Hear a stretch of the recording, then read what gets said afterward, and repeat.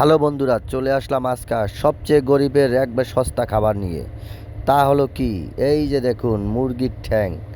মুরগির ঠ্যাং কিন্তু একবারে সস্তা, বাজারের সবচেয়ে সস্তা যদি কিছু থাকে মুরগির ঠ্যাং।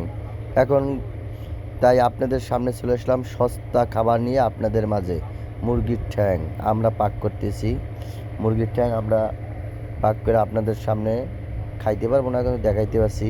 এই যে মুরগি, আমরা কিন্তু দেশ গ্রামের যে বাসা বাড়িতে যেভাবে পাক শাক করে আমরা সেইভাবেই পাক করতেছি নিজেরা, আপনাদেরকে দেখানোর জন্য, এবং আমরা নিজেরা খাবো। তাই এই যে আমাদের এক পাগলা ভাই মানে ভিডিওতে সামনে দেখাচ্ছে না, যে নিজে দেখাইবো না আর কি, তাই আমি নিজে একটু দেখাইলাম। এই যে আমাদের মুরগি প্রায় হয়ে আসছে। যে হ্যাঁ, এদিকে আবার মারামারি লেগে গেছে, দেখছো নি? থাক, দরকার নাই। হ্যাঁ, মুরগি লাড়া দাও। মুরগি না ভাই, এটা ঠ্যাং ঠ্যাং, এটা মুরগির ঠ্যাং। এই যে নরম হয়ে গেছে, না নরম হয় না, আর একটু লাগবো।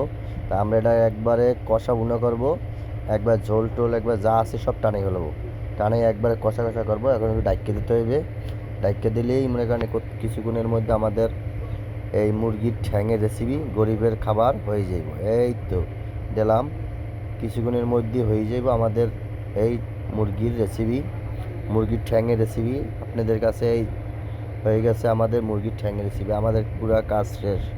একবারে ঝোল টাইনি একবার একটু হয়ে গেছে। দেখেন তো কেমন হয়েছে কালারটাকে। থাক, আমাদের বড় ভাই সুন্দর করে মিলাইতে আছে, সম্পূর্ণ মিলানো শেষ। এখন এই যে জলটা টেস্ট করতে আছে লবণ টবণ হয়েছে কিনা, কিন্তু না, লবণ সবই ঠিক আছে। এখন এই যে আমরা ভাগ করতেছি, ভাগ করিয়া আমরা যে যার মতো সবাই খাবো। তাই এই যে আমাদের ছোট্ট বড় ভাই ভাগ করতে আছে। তাই সবাই ভালো থাকবেন, আমাদের ভিডিওটি দেখে সবাই লাইক কমেন্ট সাবস্ক্রাইব করবেন।